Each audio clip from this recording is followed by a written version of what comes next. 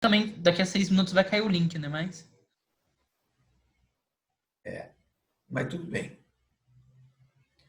Então, olha só, eu fiz essa planilha aqui que mostra o seguinte, ó, nível de confiança, se for 80% de confiança, o Z é 1,28. 85% é 1,44. 90% dá 1,65. 95, 1,96. 99, 2,58. O que é esse Z aí? É o número de desvio padrão. Desvio padrão se calcula com base na média, né? É o número de desvio padrão que eu preciso para dar confiança de 95% ou 99%. Então, olha só, aqui em cima, se eu quero um nível de confiança de 95%, o Z vai ser 1,96. Se eu tiver a proporção 50-50, aqui vai ser 50%. Se eu tiver o tamanho da amostra aqui de 100 mil,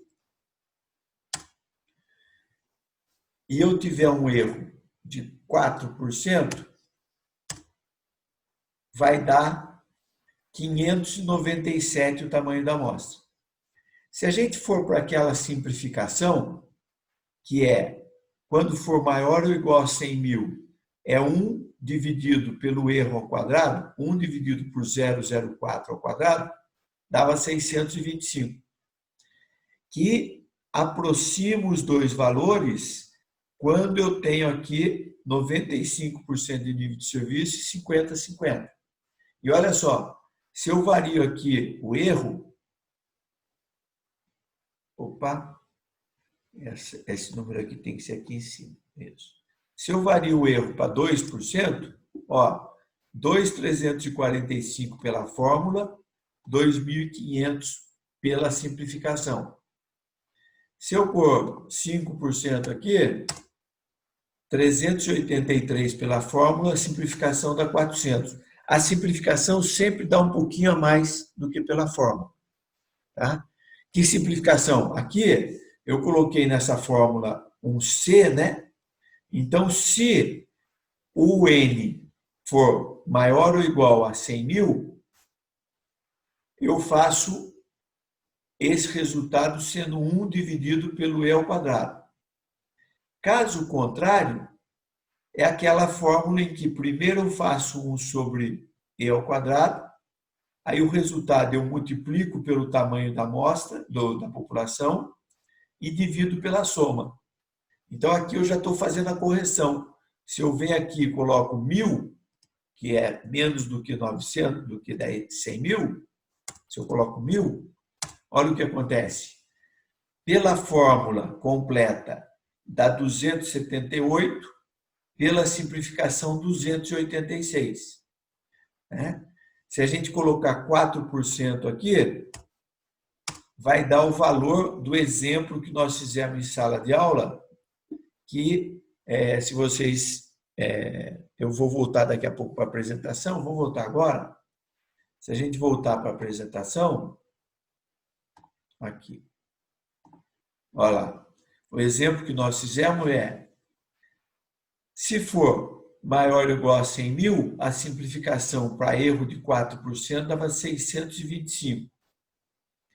Se for menor do que 100 mil, 1.000 aqui, eu fazia o 625, que era a primeira parte, depois eu multiplicava por 1.000 e dividia por ele mais 1.000, dava 384,6 ou 385.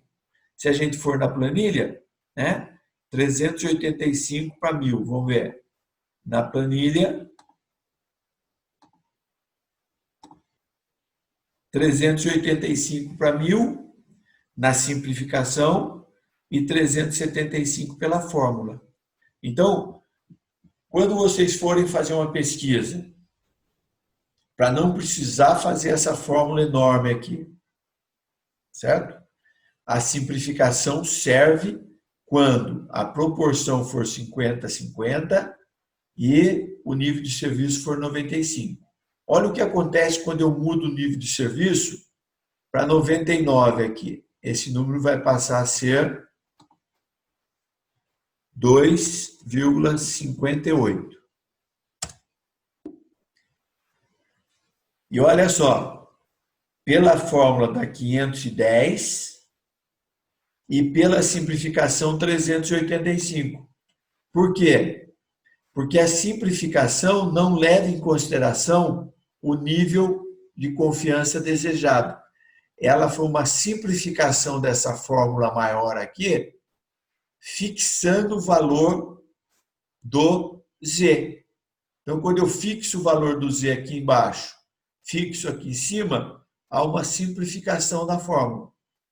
Outro aspecto também é que ele já define que sempre vai ser 50 vezes 1 menos 50, que dá 50% também. Então, aqui sempre vai ser 50 ao quadrado.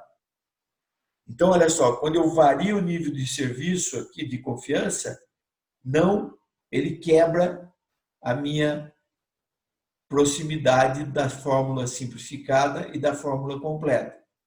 E olha só, vamos voltar aqui para 1,96. Se eu colocar 80% aqui, também muda. Eu estava explicando que quando vocês forem fazer uma pesquisa quantitativa, vocês vão ter a opção de usar a fórmula completa,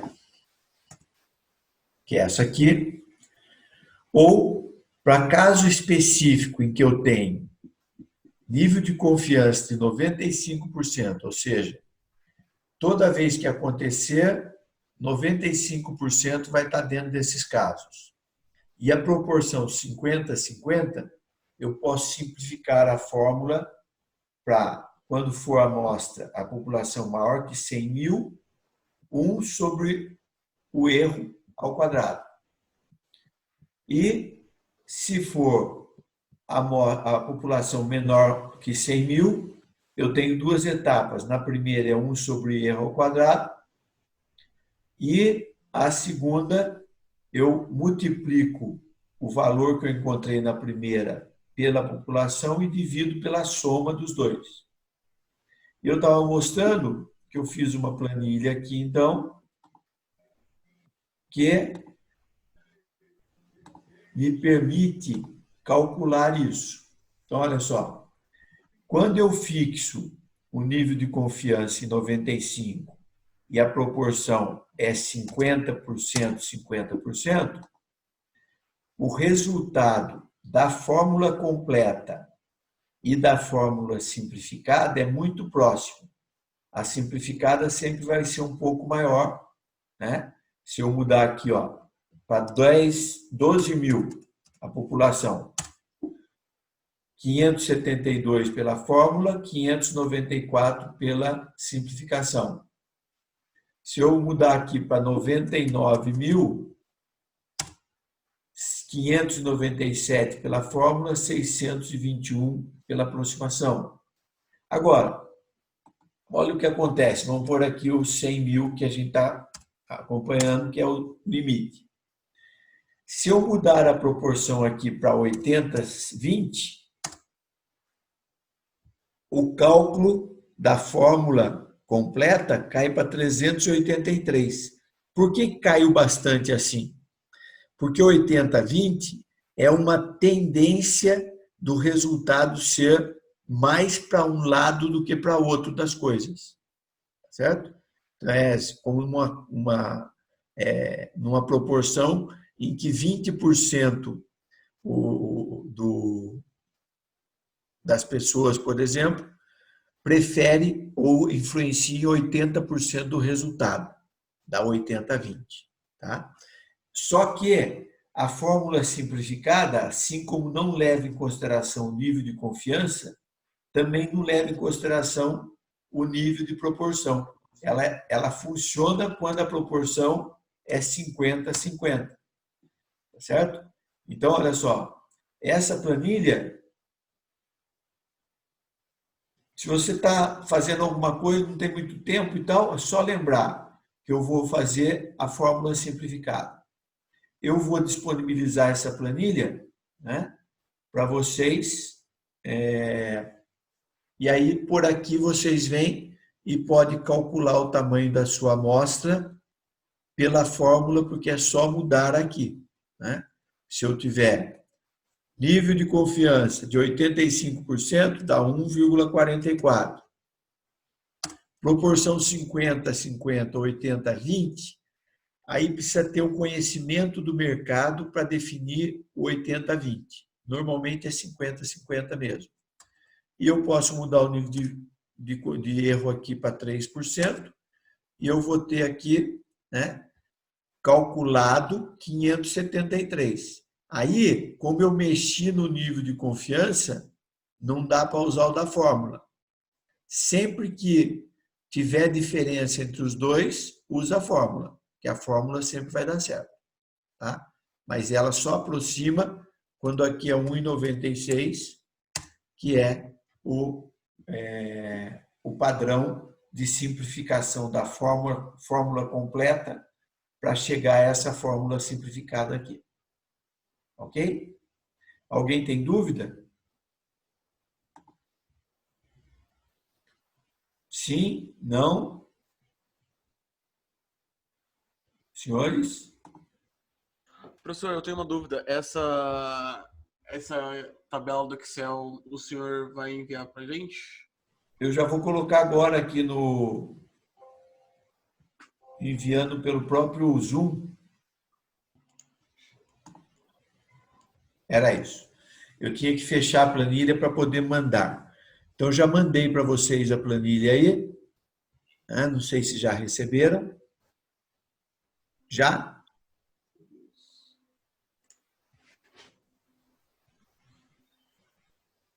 Sim.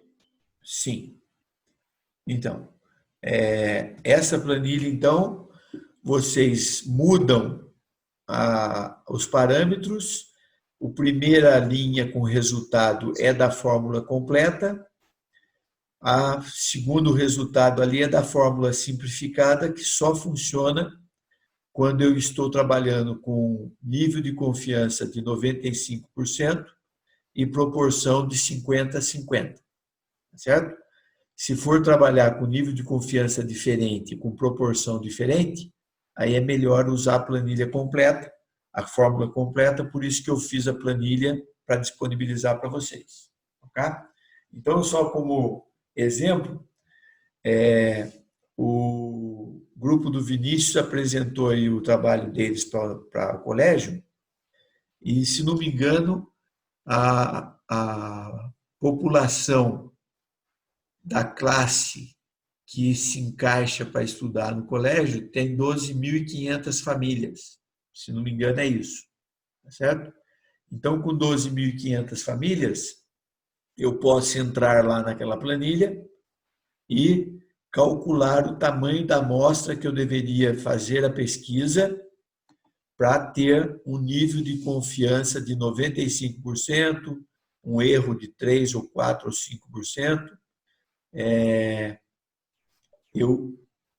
Se eu fizesse uma pesquisa quantitativa com aquele número de pessoas, eu tinha um grau de certeza de 4%, 3%, de que o resultado levantado na amostra representa o resultado da população inteira que faz parte daquele grupo. Entenderam isso? Dúvidas? Vou escolher aí alguém para fazer comentário, porque o pessoal é meio tímido. Léo, o que você achou? Entendeu como é que você faz quando vai fazer uma pesquisa quantitativa para calcular o tamanho da amostra?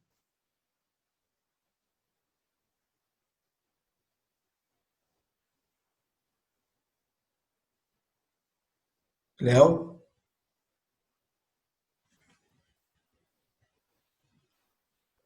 Professor, acho que o Léo tá sem o áudio, ele tá com problema no áudio. Se não me Tá. engano, tinha falado. Você entendeu, Vinícius? Professor, eu voltei para sua aula agora. Não vou mentir pro senhor, eu tava jantando. Mas com o seu Excel, com a sua tabela, ficou mais fácil agora de entender as coisas.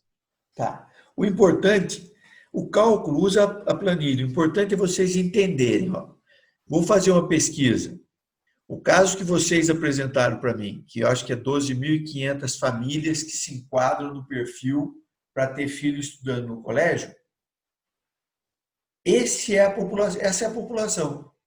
Então, você vai calcular lá pela planilha, tá certo? Eu vou abrir ela aqui de novo, deixa eu ver. Vou calcular pela planilha. Cadê ela?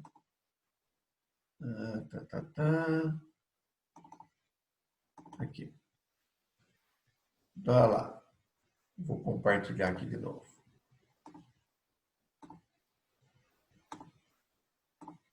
Então, no caso de eu ter uma população, eu não sei exatamente, eu acho que eu lembro que era 12.500 famílias. 12.500 com erro de 4%, eu vou ter que entrevistar 573 pessoas, certo? Para ter um grau de certeza de confiança de 95% e um erro de 4%,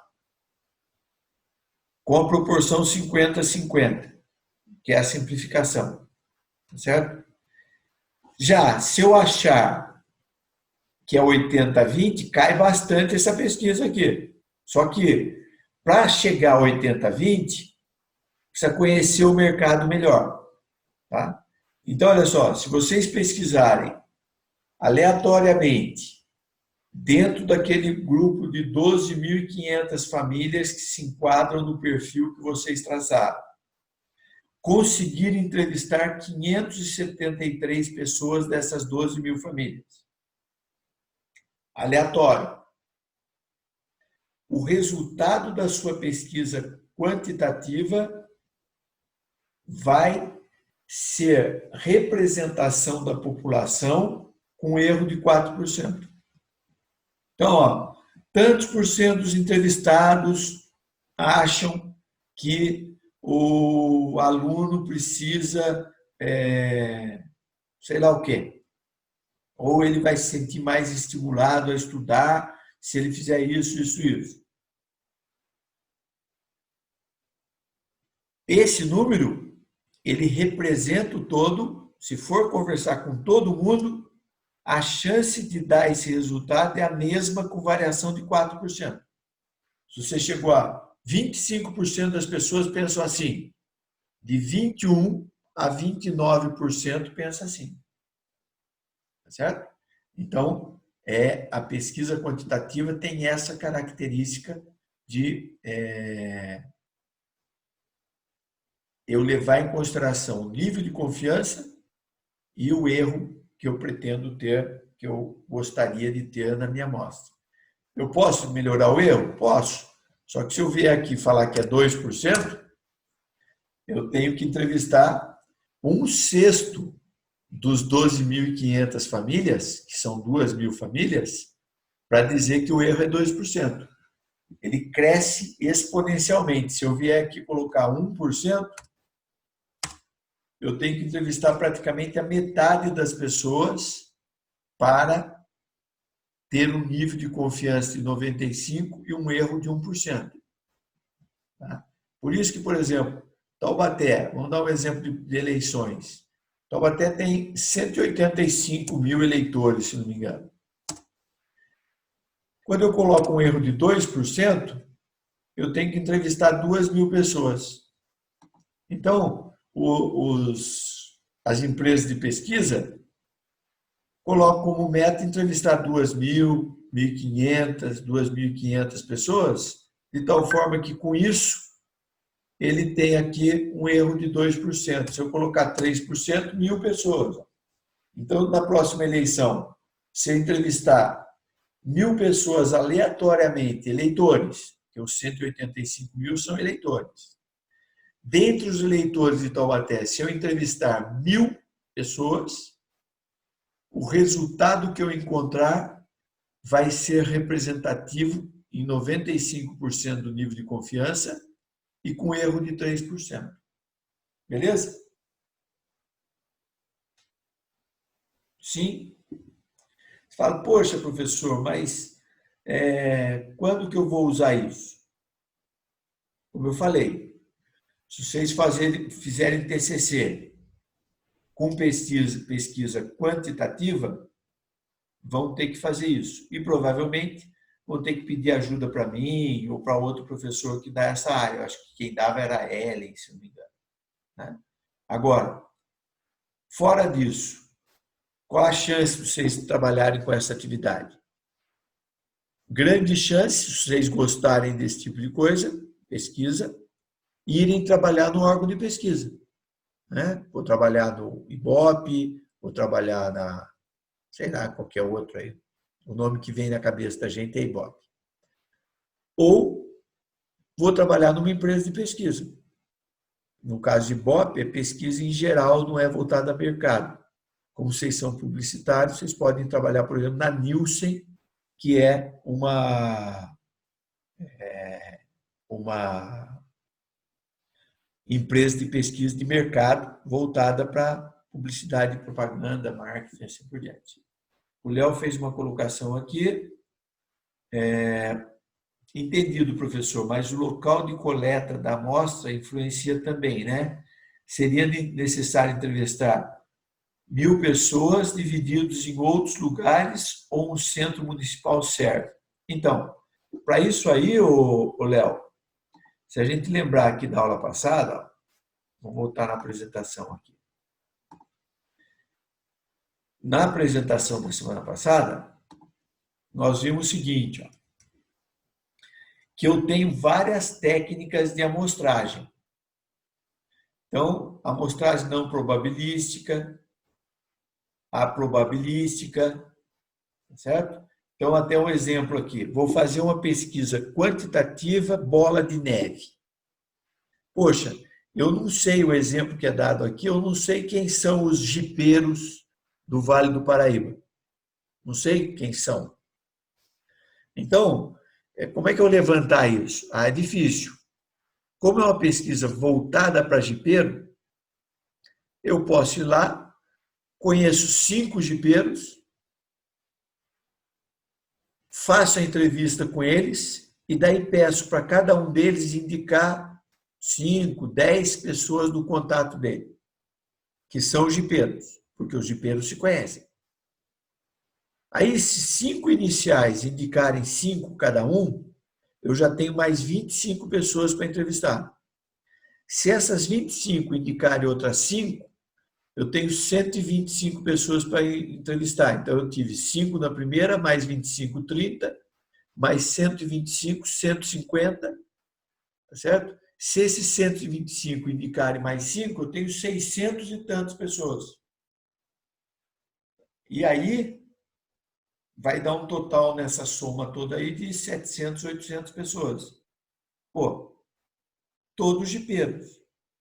Se eu for fazer uma entrevista de eleição, você vai ter que erro se você, por exemplo, ficar no centro da cidade ali, pegando quem passa. Que tem pessoas que naquele horário que você está trabalhando. Não trabalha no comércio, não trabalha no centro da cidade. Então, você vai ter um extrato de pessoas só do comércio. Daí, a gente tem aqui cota.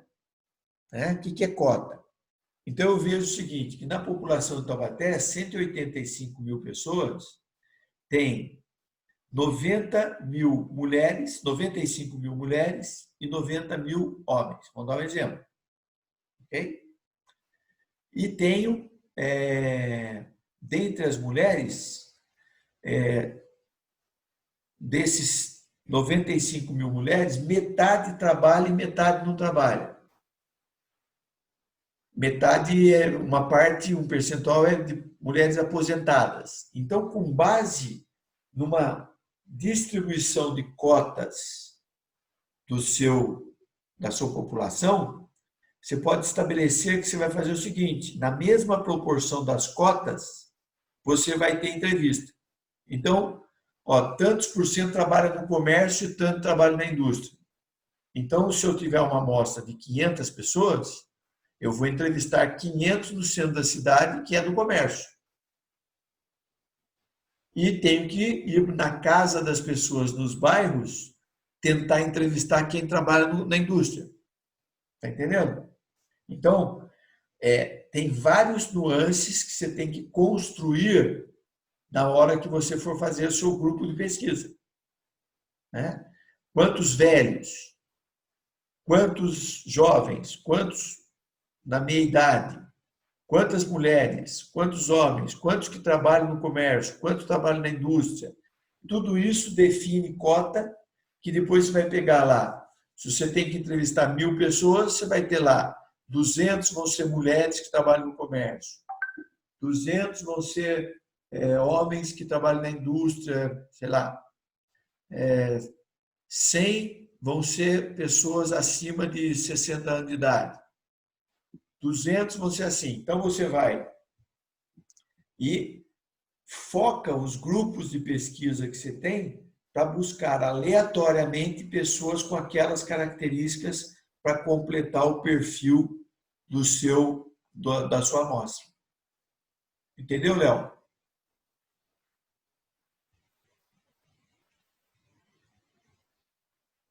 Acho que o Léo está sem som, então ele tem que responder a minha pergunta por meio de chat. Está aqui.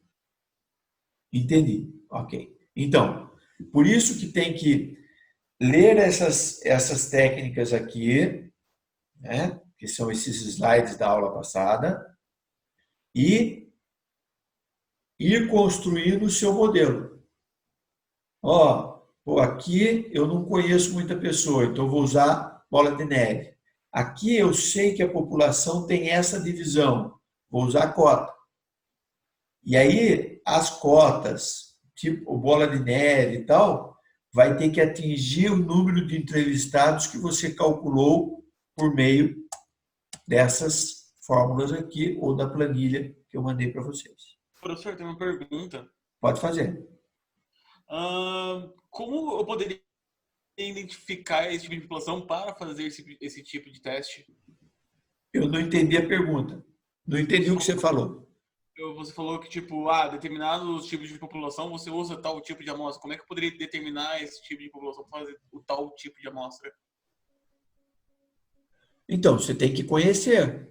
Então, por exemplo, quando é eleição, os 185 mil eleitores que tem em Taubaté, ele tem determinado perfil de escolaridade, tem perfil de trabalhar ou não trabalhar, de ser do comércio, ser da indústria. Se você quiser fazer uma pesquisa isenta, que não direcione o resultado, você tem que ver como que está distribuído esses 185 mil pessoas para você direcionar a sua amostra para atender. Então, eu tenho 185 mil pessoas, vamos dar um exemplo aqui. Eu tenho 185 mil pessoas, vamos pôr na planilha Excel aqui, eu acho que vai ficar mais claro, tá vendo? Vou usar a planilha para a gente fazer uma simulação aqui. Vamos descer aqui na planilha e vamos usar, depois eu apago. Vamos supor que eu tenho 185 mil pessoas, eleitores em Taubaté. Eleitores Taubaté. Só que aqui eu tenho mulheres que trabalham, por exemplo. Trabalham. Ou seja, são influenciadas por outras pessoas e tal. Mulheres que trabalham e têm idade de 20 a 50 anos. Aí você tem mulheres que trabalham e têm idade superior a 50 anos. Aí você tem homens,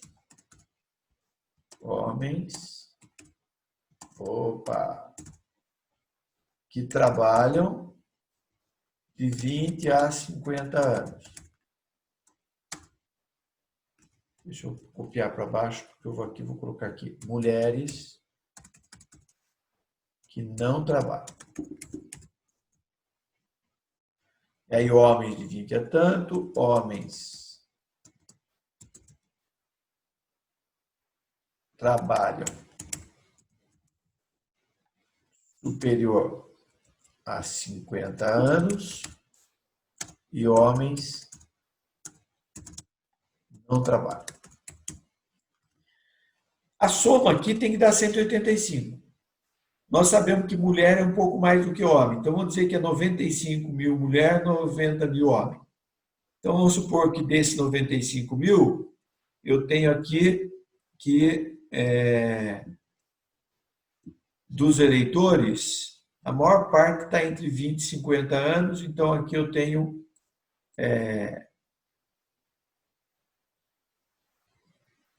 40% das mulheres. Aí eu tenho, não, vamos por 50% das mulheres. Aqui eu tenho 20% das mulheres e aqui 30% das mulheres. E vamos supor que mulheres representam aí o homem. Vamos supor que aqui tem menos homem, então 45% é desse aqui, aqui dá 25% e aqui continua 30% que não trabalha. Então, olha só, do total de mulheres, eu tenho que a população de Taubaté, por exemplo, mulheres representam 55%. E homens, a diferença, 45%. Então, olha só, eu tenho que mulheres, então,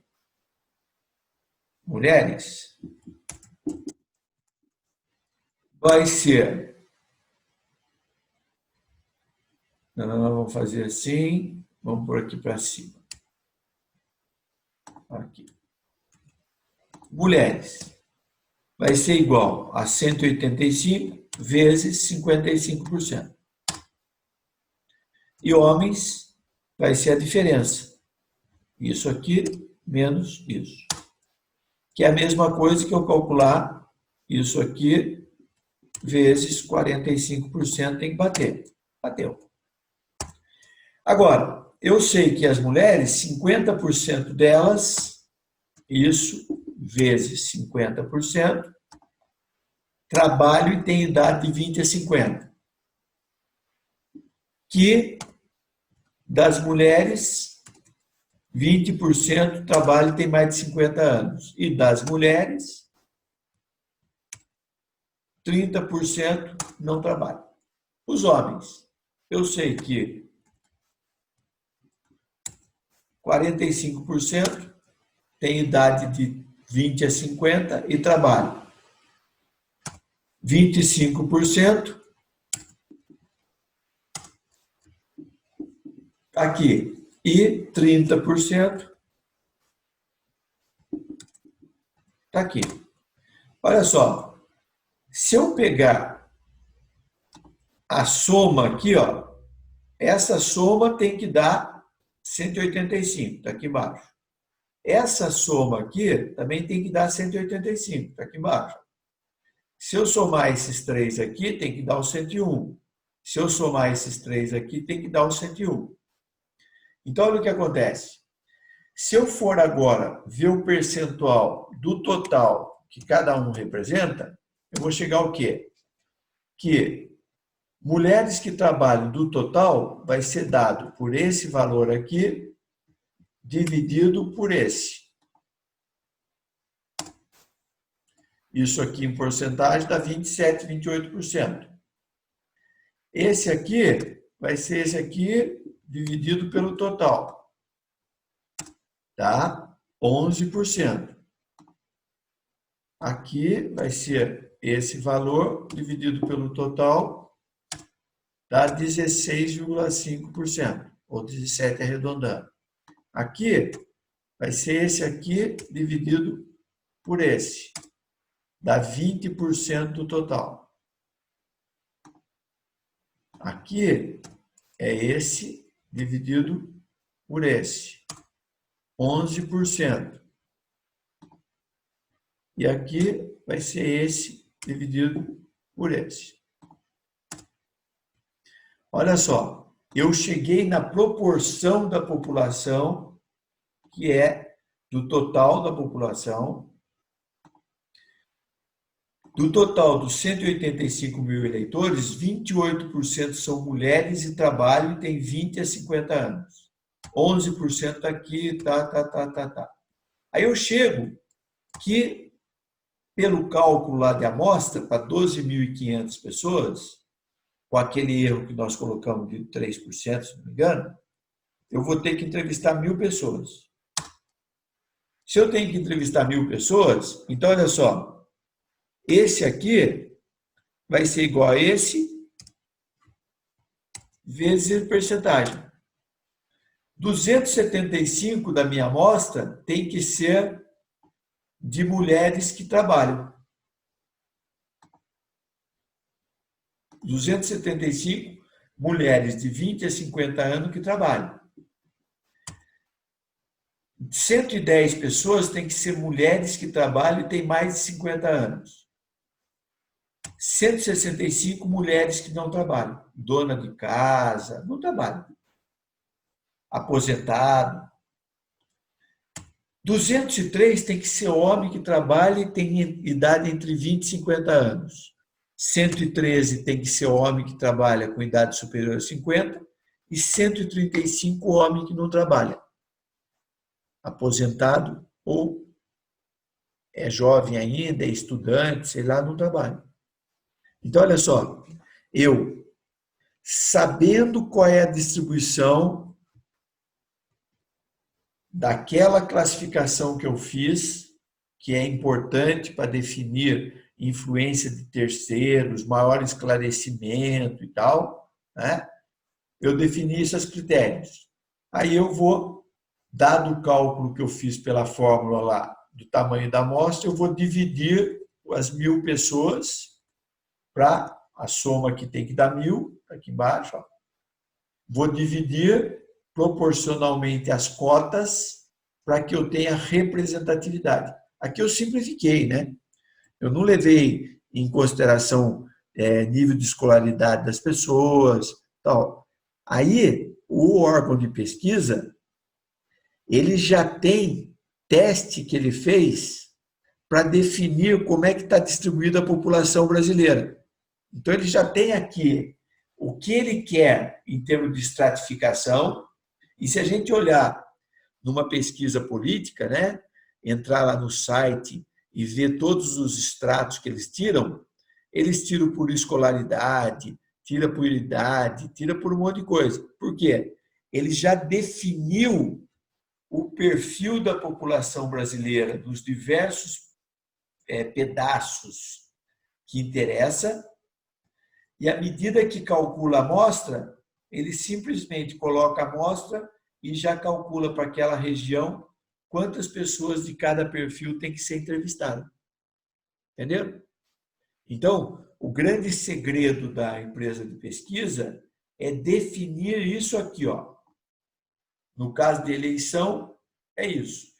Se vocês lembrarem, na última eleição, nós tivemos sérios problemas de diferença e erros na pesquisa. Por quê?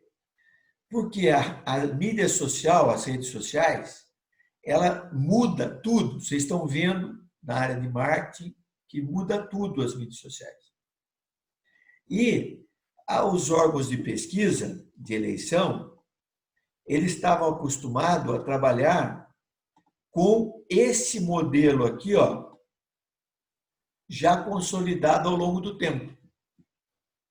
Só que olha o que aconteceu. As redes sociais mudaram essa característica aqui. Muitas pessoas que antes não tinham escolaridade e por isso não tinha muito esclarecimento das coisas, com a rede social ele passou a ter esclarecimento apesar de não ter escolaridade. Os idosos que já estavam aposentados, meio sem ter o que fazer, já afastados do dia a dia, passaram a também utilizar a rede social para conversar com a família, para pesquisar, para isso, para aquilo. Também ficaram mais esclarecidos. Tá? Então, por exemplo, o que afetou muito a eleição passada? A Lava Jato, que começou a demonstrar um monte de corrupção que tinha no Brasil, desvio de dinheiro e tal. No passado, com a comunicação tradicional, isso não chegava na maioria das pessoas. A última eleição fez com que isso que estava sendo veiculado pelas redes sociais mudasse a cabeça das pessoas.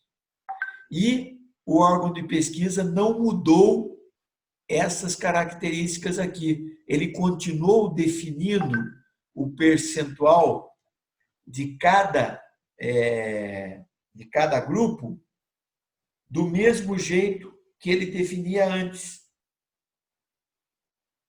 Por isso que erra. Entenderam? Concordam que com as mídias sociais, o perfil das pessoas que já estava consolidado pelos órgãos de pesquisa mudou totalmente? Sim ou não?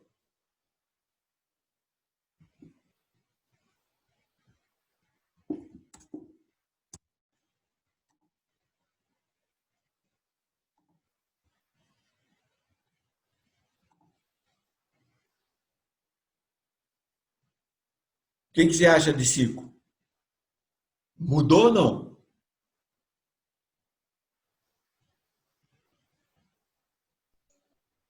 Eu acho que mudou sim.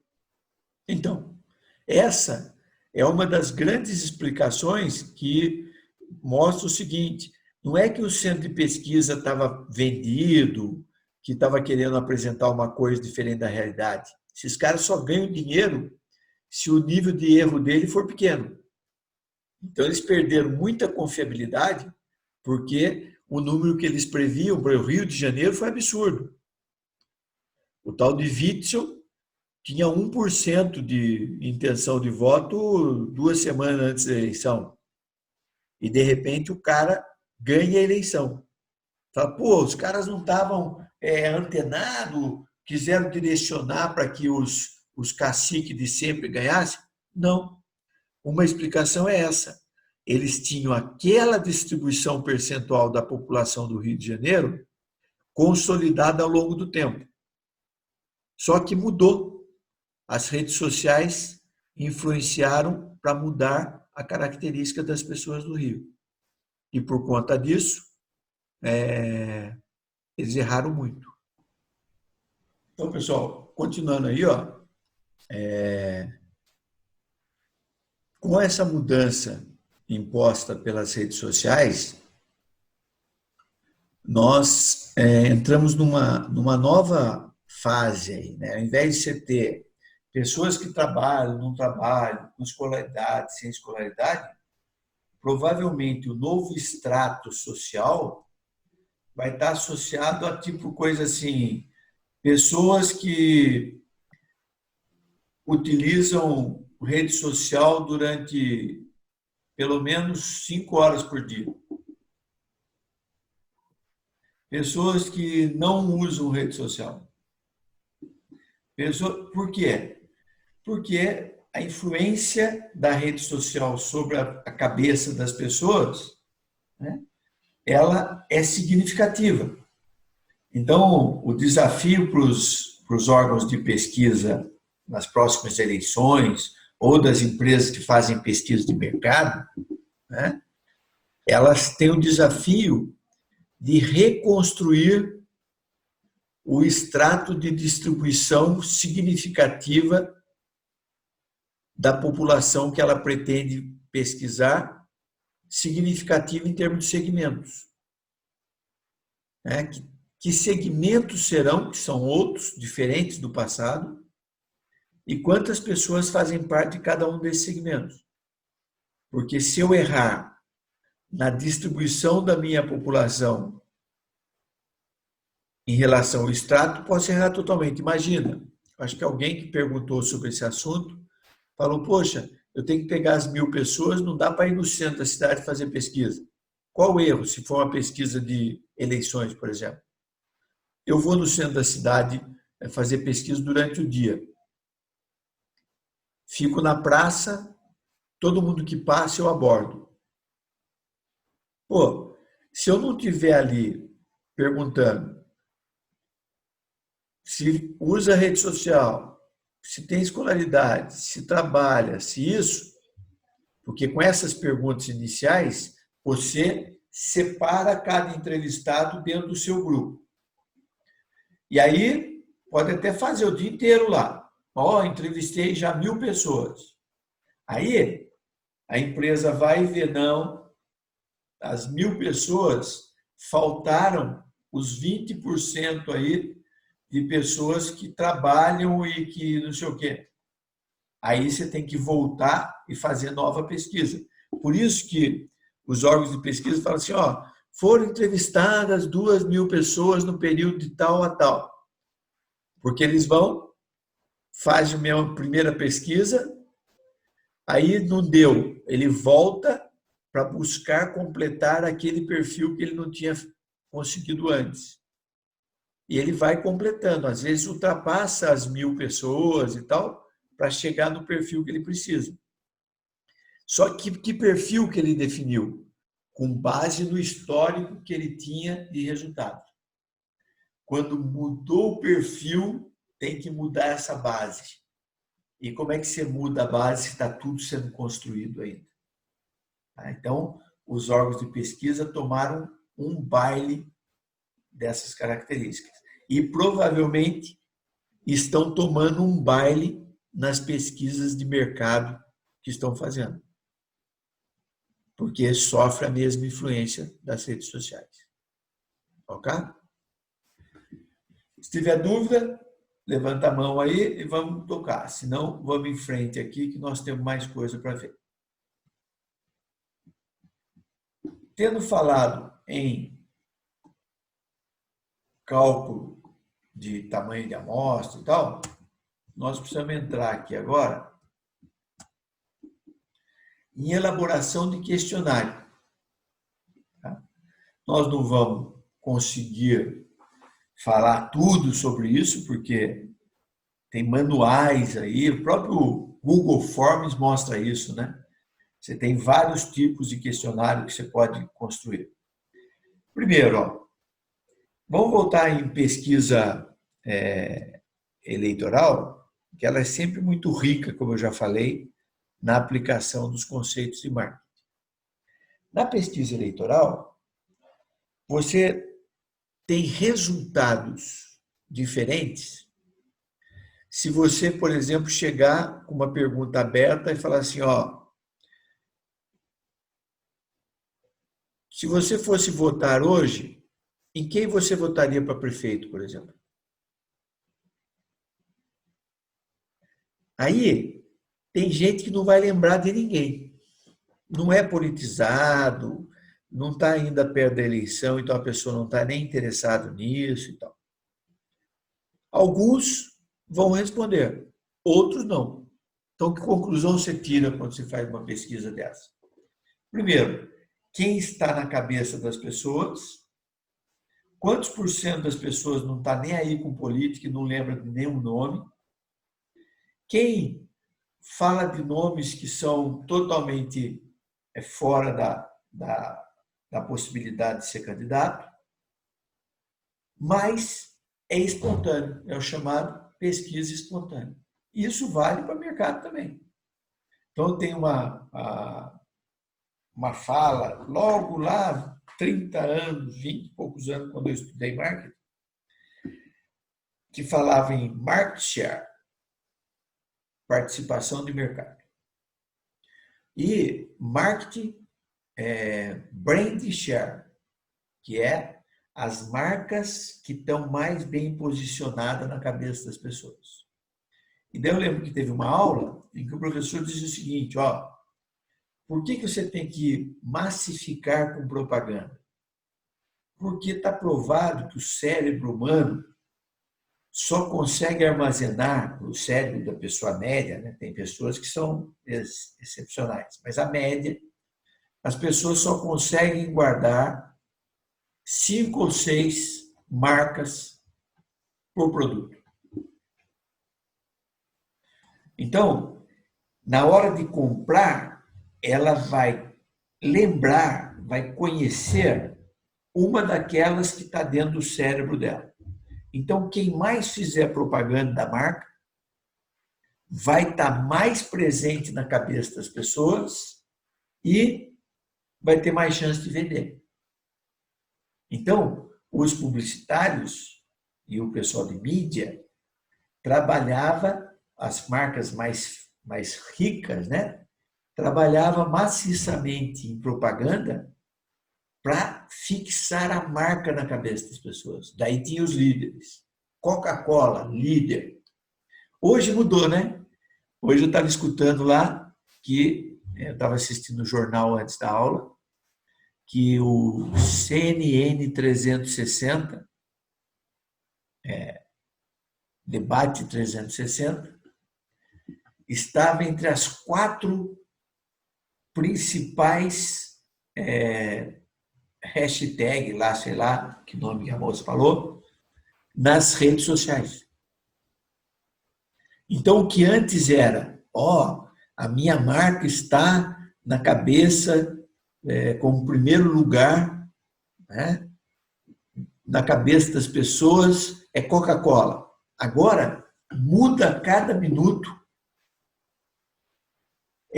Naquele momento, estava acontecendo o debate lá entre um cara radical de esquerda e um radical de direita, começou a ter pessoal postando coisas no Twitter, no Facebook, não sei o quê, com a hashtag Debate 360. E a própria jornalista recebe lá na tela dela, mostrando isso, e ela falou um pouco antes que estava em 6º lugar, e no final daquele quadro lá do CNN, Debate 360, estava em 4º. Então, olha só, quando eu faço uma pesquisa espontânea, eu meço quanto que está forte a minha marca na cabeça das pessoas. Aí, o que seria uma pesquisa não espontânea? Eu fiz uma espontânea. Já vi quantos % da população não está nem aí com política, e aqueles que estão, quem é que eles citaram espontaneamente que pode ser o prefeito na cidade. Aí é o seguinte, já identifiquei os nomes que apareceram, tirei os paraquedistas, peguei os nomes que apareceram na pesquisa espontânea e agora eu vou fazer uma pesquisa direcionada. Aí eu vou chegar para a pessoa e vou perguntar, desses candidatos aqui, qual que você votaria se a eleição fosse hoje? Então, olha a diferença. A pessoa tem que lembrar dos nomes. Agora não. Eu apresento os nomes que foram identificados na primeira pesquisa e peço para a pessoa escolher. Por que, não sei se vocês estão me vendo aí ou estão vendo só a elaboração de questionário, por que eu fiz o desenho aqui de um círculo? Porque até isso influencia. Como eu já fiz pesquisa eleitoral, a preparação, né, o cara tem lá o local onde ele vai registrar os dados da pessoa. Mas a pergunta é individual. Então, quando você pergunta quem você votaria se a eleição fosse hoje, dentre essas pessoas, você não dá uma lista de nomes. Você dá um círculo dividido em segmentos iguais e cada segmento tem o nome da pessoa, de uma pessoa. E você entrega na mão da pessoa aleatório, de preferência até com o escrito virado para baixo, para você mesmo não entregar sempre com o segmento direcionando a escolha da pessoa. Ela vira, vê, gira o formulário ali e escolhe o nome. Por quê? Se eu der uma sequência, as pessoas tendem a ter preguiça de ler tudo. Vai escolher o primeiro. Ah, mas eu ponho em ordem alfabética, então não vou influenciar. Não, vai influenciar. Porque a pessoa vai olhar o primeiro e o último. Não vai olhar o meio. Então, são cuidados na elaboração do questionário. Parte está escrito nos livros e tal, parte é da experiência. Eu mesmo, até fazer pesquisa eleitoral, nunca tinha visto nada escrito que o formulário deveria ser redondo ao invés de sequencial. E aí uma outra pessoa experiente começou a trabalhar comigo, mostrou, fez até teste para mostrar como o resultado mudava se fosse sequencial ou se fosse em círculo. Então vamos lá. Questionário é um conjunto formal de perguntas cujo objetivo é obter informações dos entrevistados. Não existem procedimentos estabelecidos que garantam consistentemente a elaboração de um questionário perfeito. Ou seja, a experiência de quem está moldando a pesquisa vai ter que definir o resultado. Ou seja, se você tem pouca experiência, você vai fazer questionários piores. À medida que você vai ganhando experiência, você vai tendo condições de fazer questionários melhores. Um bom questionário é capaz de coletar os dados necessários para atingir os objetivos específicos da pesquisa. As perguntas devem estar diretamente relacionadas ao propósito do projeto. Então, são as características básicas do questionário. Um questionário tem 3 objetivos específicos. Em primeiro lugar, ele deve traduzir a informação desejada em um conjunto de questões específicas que os entrevistados tenham condição de responder. Então, por exemplo, se eu fizer uma pergunta que a pessoa já tem dificuldade de entender, se eu tiver que explicar para ela, eu já direciono o resultado. Então, a pergunta tem que ser autoexplicativa. O pesquisador não pode explicar a pesquisa, a pergunta. Se ele explicar, ele direciona o resultado. Puxa, mas daí como é que eu faço? Nós já falamos, pré-teste. Pega um grupo menor, faz a pesquisa e vê o que aconteceu e faz as correções necessárias. Se nesse pré-teste o pesquisador teve que explicar a pergunta, volta a pergunta para a prancheta e reformula, porque ela tem que ser autoexplicativa. Segundo lugar, um questionário precisa motivar e incentivar o entrevistado a se deixar envolver pelo assunto, cooperando e completando a pesquisa, a entrevista. Aqui vai uma coisa complicada. Eu, de vez em quando, como sou professor, doutor e tal, recebo umas pesquisas do MEC, do governo do estado, do Conselho Estadual, para a gente responder com base na nossa experiência como professor, pesquisador e tal. As pesquisas são horríveis. Você começa a responder, dali a 10 minutos, você já não tem mais paciência para responder. Por quê? Porque são pesquisas enormes. E, com certeza, uns 20% das perguntas as pessoas respondem pensando. O restante é um chute. Por quê? Porque é uma coisa que no começo você está envolvido e tal, mas depois o volume é tão grande que vai perdendo paciência. Por conta dessa característica, quando eu passei a fazer parte do grupo que trabalhava com a CPA, em final de 2013, nós pegamos o histórico e identificamos que as pesquisas que eram feitas, elas eram muito longas, elas chegavam a ter 130, 140 perguntas. Agora imagine vocês são alunos. Vocês vão sentar no computador lá e vão ficar meia hora, sei lá quanto tempo, para responder 130 perguntas. E as perguntas tinham outra característica, elas não estavam associadas para atingir um resultado. E cada pesquisa que fazia mudava tudo.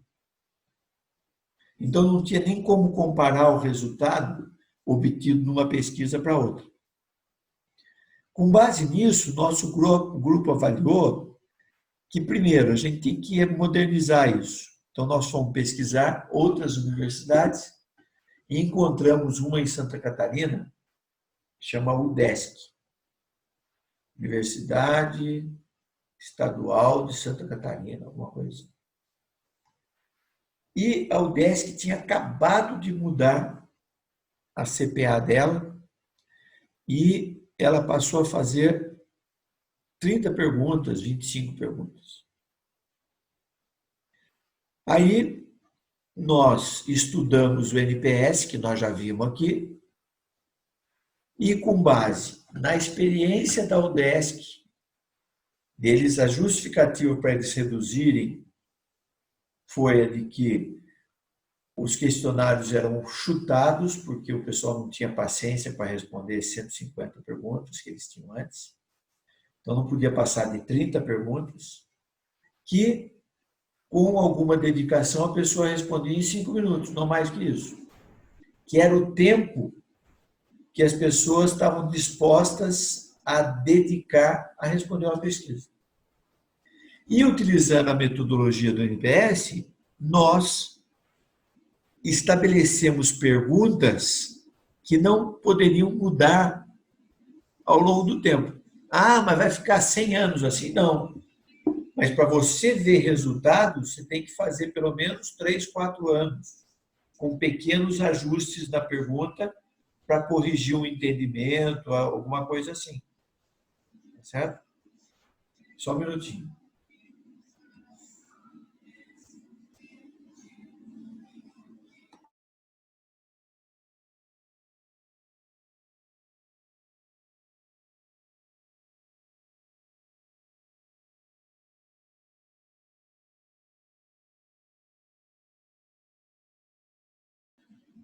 Então, nós reduzimos para 30 e estabelecemos que, para poder verificar a evolução, precisava manter. E todo ano faz um pequeno ajuste, em algum entendimento da pergunta e tal. E agora, depois de 3 anos, 4, que vai ser aplicada a pesquisa, aí pode ser que alguns dos itens deixaram de ser importantes e aí são substituídos por outros, porque a pesquisa é para resolver o problema. À medida que alguns problemas vão sendo resolvidos, você pode substituir a pergunta por outra que apareceu o problema. Tá certo? Então, e precisa motivar. Então, nós vamos ver aí, acho que eu vou ter alguma slide falando sobre isso, que eu tenho que pensar até na sequência das perguntas para que ela mantenha a motivação da pessoa para responder. Certo? Se colocar pergunta chata tudo no início, a pessoa fica com preguiça de responder as outras. Então, eu tenho que colocar as perguntas mais estimulantes no início, ganho a confiança da pessoa, e daí, quando eu ganhei a confiança, a pessoa está mais disposta a responder as perguntas mais controvertidas, mais complexas. Em terceiro lugar, o questionário deve deve sempre minimizar o erro na resposta. O que é isso? Erro na resposta é aquele que surge quando os entrevistados dão respostas imprecisas ou quando elas são registradas ou analisadas incorretamente. Então, quem faz pesquisa tem um trabalho invisível que a gente não sabe, que é extremamente complexo, que é a verificação de cada pesquisa realizada. Então, você mandou para campo o pesquisador.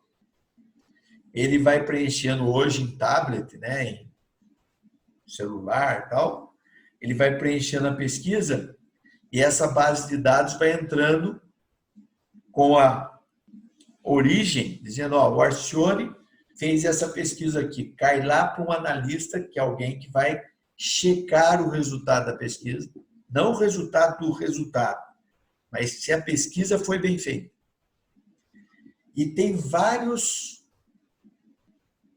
verificações que a pessoa faz para, primeiro, eu mandei o pesquisador para a rua. Ele senta lá em qualquer lugar, diz que entrevistou as pessoas e ele mesmo vai lá e chuta o resultado. Então, hoje, os tablets, os celulares e tal que o pessoal usa para fazer pesquisa, né, ele tem GPS. E a pessoa não consegue desligar o GPS dele. Porque eu digo assim, ó, você vai fazer pesquisa, vai ter que andar por essa rota, vai por essa rua aqui, no terceiro quarteirão você vira à direita, vai 3 quarteirões, vira à esquerda, 3 quarteirões e tal. Eu defino a rota. O caminho que ele faz fica registrado no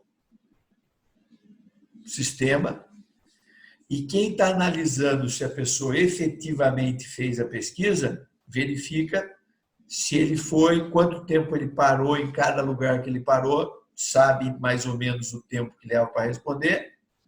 Então, ele vai checando se tem isso.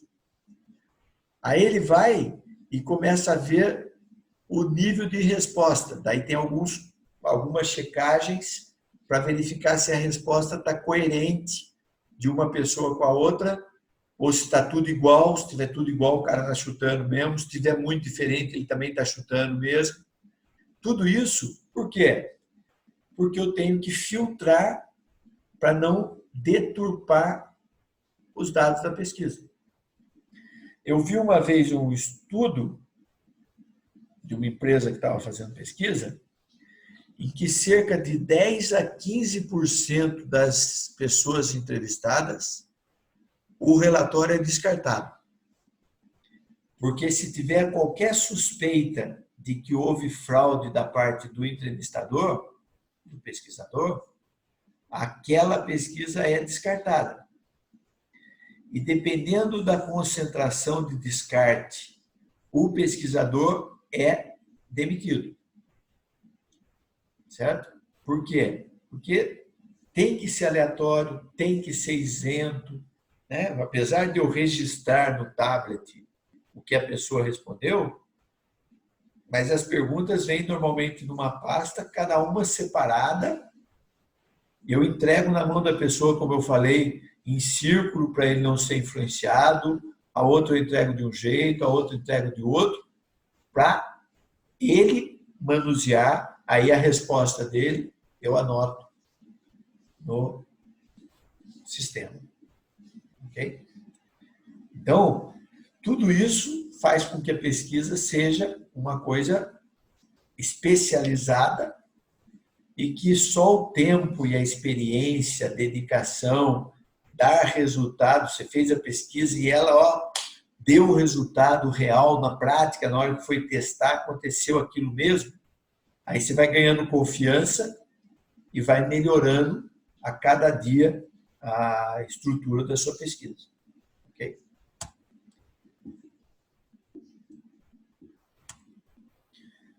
Processo de elaboração de questionário.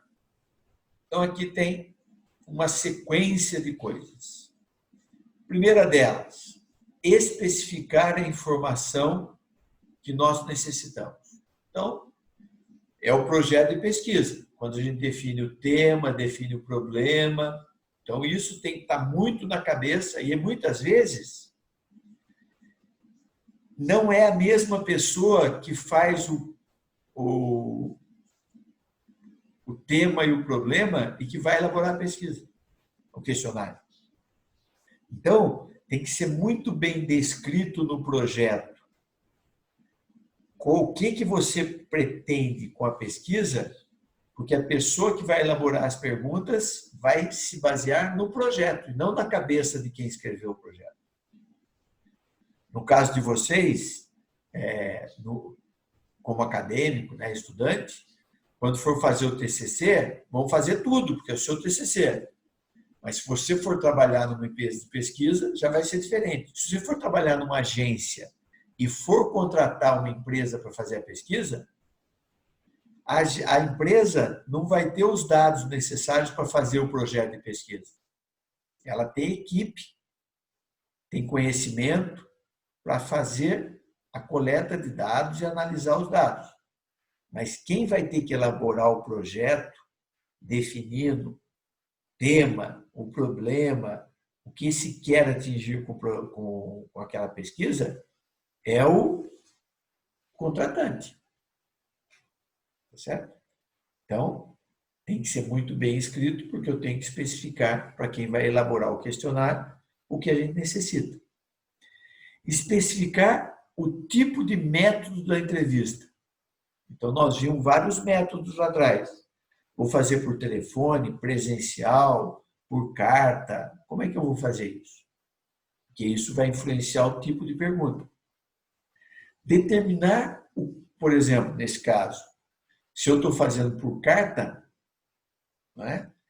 O texto tem que ser muito explicativo e a pessoa vai ter tempo para ler ali, tirar dúvida. Se eu estiver fazendo presencial com o pesquisador, uma pequena dúvida ele pode tirar, apesar de isso influenciar muitas vezes a resposta, mas você tem a pessoa ali para dar confiança de que o entendimento é aquele. A pessoa pode falar, eu estou entendendo que é isso, beleza. Se você falar simplesmente confirmar que o entendimento da pessoa está certo ou errado, isso não influencia no resultado da pesquisa. Determinar o conteúdo das perguntas individuais. Aí eu vou pegar e vou ver. Uma pergunta eu vou testar esse conhecimento, a outra pergunta eu vou testar esse outro conhecimento. Vou escolhendo perguntas para testar os diversos conhecimentos. Vamos dar um exemplo. Nós fizemos uma provinha aí, em que tinha, acho que uma questão ou duas dissertativas, algumas eram múltipla escolha, outras verdadeiro ou falso. Não sei se para vocês tinha associação. A escolha ali do tipo de coisa que vai fazer é até para deixar mais dinâmico, né? Para não ser tudo igual, tal. Então, você muda. Mas cada uma daquelas perguntas estava sendo utilizada para avaliar um conteúdo que tinha sido dado.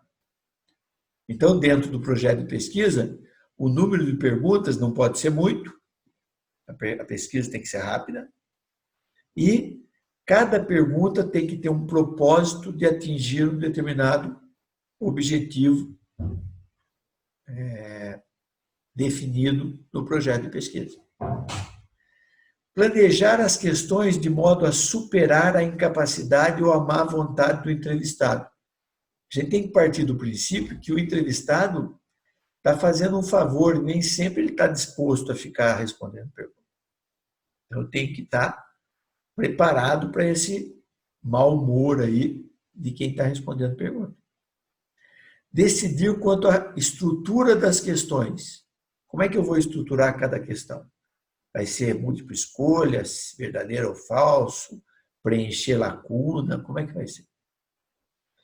Determinar o fraseado das questões. Que tipo de abordagem linguística eu vou usar? Mais descontraída, mais formal? Depende do perfil que eu estou fazendo a pesquisa, isso vai influenciar. Dispor as questões na ordem adequada, aquilo que eu falei. Eu não posso colocar as mais chatas no começo que eu desanimo a pessoa. Identificar a forma e o layout do questionário. Como eu falei, se eu estou fazendo uma pesquisa que envolve o possível candidato a prefeito de uma cidade, se eu fizer em sequência, vou influenciar o resultado. Então, vou definir a forma e o layout.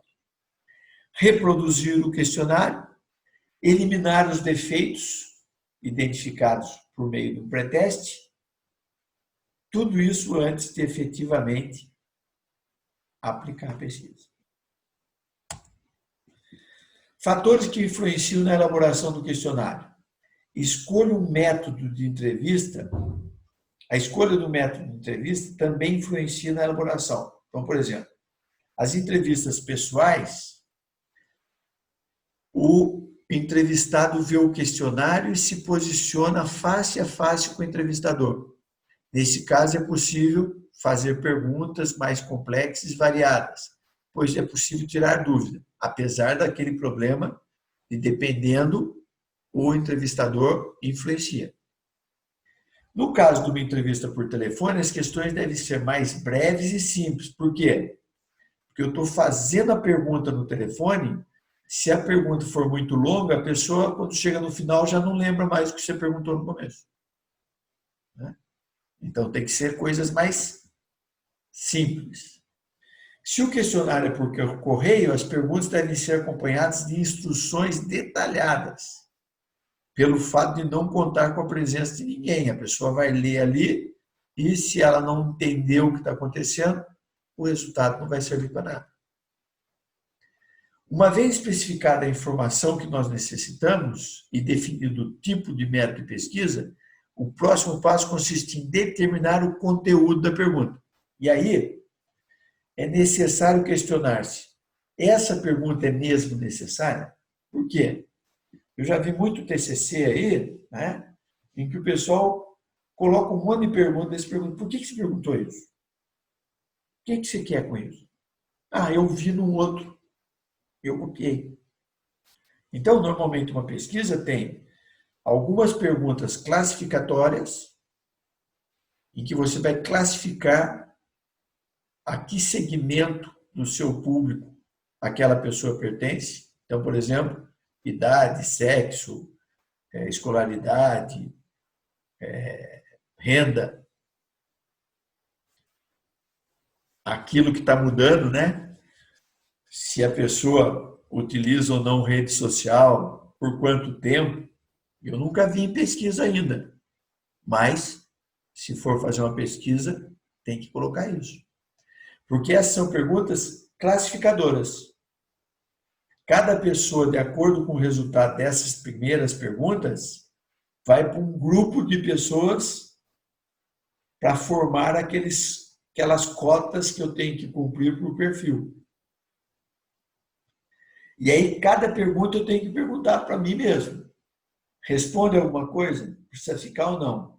Ela faz parte do grupo de classificação dos entrevistados ou faz parte do grupo de qualificação das respostas? Vamos explicar. Classificação do entrevistado é que grupo ele faz parte. Qualificação das respostas é o que aquela pessoa pensa. Que daí eu agrupo as pessoas que têm características semelhantes e vejo como é que elas responderam. Agrupo outro grupo de pessoas com características semelhantes e vejo como elas pensam. Para eu poder dizer, pessoas com esse perfil pensam assim. Já pessoas com esse perfil pensam assado. Já que pessoas com aquele outro perfil pensam totalmente diferente. Então, eu tenho dois grupos de perguntas que eu tenho que sempre estar lembrando para que elas existem. As perguntas do questionário devem contribuir para a informação desejada, ou seja, sempre tem que ir lá no problema e verificar que o objetivo da pesquisa é atendido com essa pergunta. As perguntas abertas são mais indicadas como primeiras perguntas sobre um tópico, pois permitem ao entrevistado expressar atitudes e opiniões gerais que irão ajudar o pesquisador a interpretar suas respostas a perguntas estruturadas. Vou dar um exemplo, voltando lá para a pesquisa da CPA. Se vocês lembrarem, são 2 blocos, um que tem a ver com a estrutura da universidade e o outro bloco que tem a ver com a didática de sala de aula e assim por diante. A primeira pergunta do primeiro bloco, ela você responde genérico, o quantitativo, e aí você qualifica se a sua resposta foi muito positiva, por que foi tão bom, se foi neutro, 7, 8, o que faltou para ser ótimo, e se foi de 0 a 6 ali, o que foi tão ruim. Agora, se vocês lembrarem, todos já fizeram pelo menos uma vez aí, se vocês lembrarem, tem mais algumas perguntas, umas 8, 10, 15, sei lá, dentro desse bloco, que vão abrindo a pergunta principal. A pergunta principal é, de caráter geral, como é que você vê a infraestrutura? Só que na hora que você qualifica, você dá exemplos que são relativos à biblioteca, à sala de aula, a banheiro, à secretaria.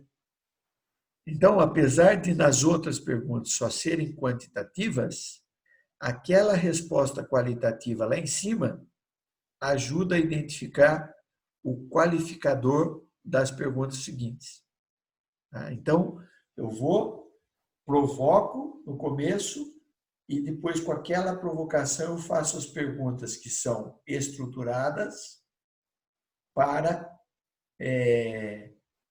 ser mais simples e pegar a pessoa meio que no contrapé ali, né? Pergunta e responde, sem entrar em muito detalhe.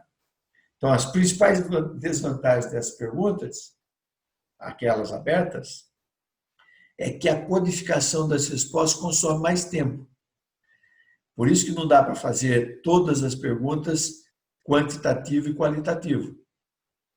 Porque aquela qualitativa ali, ela detém muito tempo para você identificar quais são as palavras-chave que estão levando àquela situação. Quando a resposta for longa, exigirá mais trabalho do pesquisador para registrar literalmente.